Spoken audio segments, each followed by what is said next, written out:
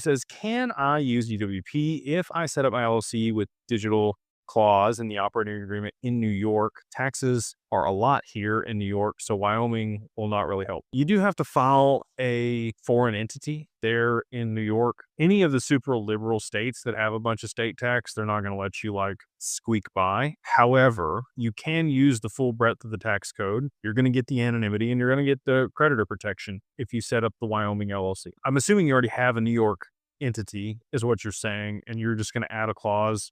There's a lot of clauses that we add to the operating agreement to protect you and make sure that you're structured the right way to hold digital assets and not have the tax implications of moving the assets in there. And again, they also, the way that we structure it gives you a lot of liberty for things that you can do with the assets versus, just adding one line to your operating agreement. You might contact an attorney in Wyoming if you wanted that type of language to put in your New York LLC, but the regulations in New York are very stringent around crypto. You have to have a BIT license in order to be able to operate there. It's just not a crypto friendly state. And that's why we structure things in Wyoming. It's not going to save you a ton on taxes, but you are going to be able to operate much more efficiently and legally in a regulated way if your assets are held in a Wyoming-based LLC versus a New York-based LLC.